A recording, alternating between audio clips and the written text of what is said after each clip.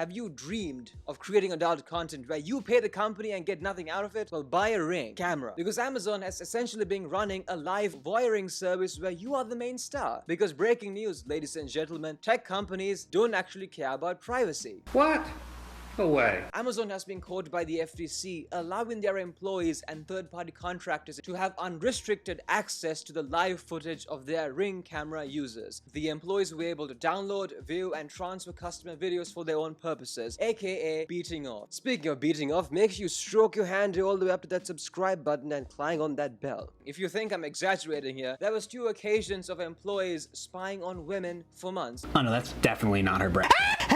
Now this story has 2 key horrific things about them. Why on earth do employees, or really anyone in Amazon, all the way from the piss cleaners in the warehouse to the CEO, need to have access to any kind of video footage? But why isn't there some kind of administrative control software that bans access to everyone except for like the one chief trust person, which, let's be honest, probably shouldn't be a guy? Why isn't it like that? The only thing that employees need to monitor when it comes to smart cameras is just the servers to make sure there's adequate bandwidth and there isn't any attempted hacks. Which, by the way, they're not even good at that because there are plenty of instances of people's smart homes getting hacked. Hello, I see you.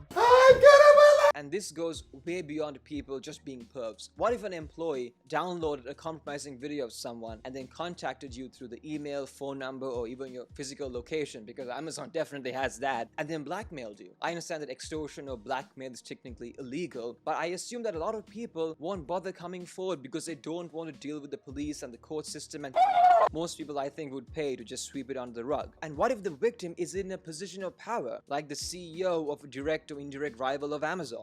The Amazon could tell the person, hey, raise your prices on Black Friday or drop this deal, or else we release a video of you rubbing ice cream all over your chest whilst you get pounded by a paddle. What if that happens? And imagine it's a politician, because you know for a fact that the geriatrics in the government would be dumb enough to put a camera in their bedroom, and now this guy and Amazon would have dirt on them. Now you may say, yeah, Amazon, they did mess up, but at least the FTC has realized that they run a live voyeuring service in which the content creators were paying Amazon and facilitated in the illegal wiretapping of billions of customers, leading to the generation of the very own person's blackmailed material. That the FTC would fine them a huge fine. That was wonderful English. Couple $100 million, maybe $1 billion. Oh no, $5.3 million, an amount which, if you do some basic maths, Amazon makes in literally 5 minutes. Amazon probably uses $5.3 million in cash to wipe the piss and bloodstains off the floor of their warehouses.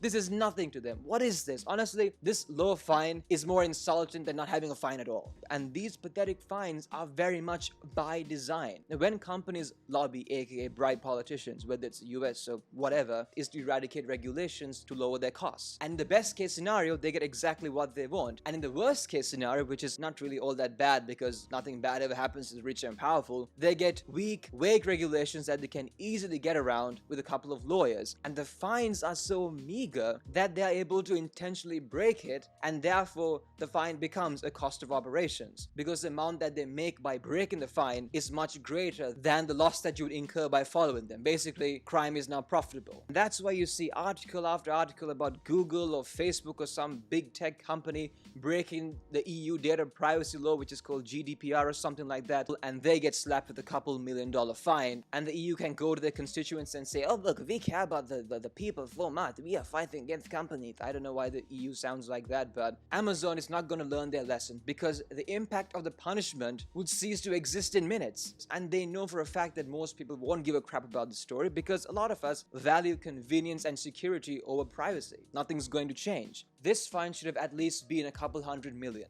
Preferably a couple of billion. Or if it's that difficult to find them, at least force them to follow some kind of data privacy laws to prevent them from happening again. What I find especially disturbing about the Ring camera situation is that even if you don't own one yourself, if your neighbors do and is pointing at your garden or inside of your house, you're still under surveillance. And if you were caught doing something a little suspicious in the privacy of your own home, you're still screwed. So unfortunately, there is nothing that you can really do about it unless we make it illegal to own these internet-powered cameras and only allow ones that record straight to a thumb drive or a hard drive. That way you still have your security without getting sucked into the NSA Orwellian mass surveillance program. If you want to find out why Reddit is currently under siege and in protest, click this video over here, and if you want to find out whether it'll be successful, check out the second video. Bye bye.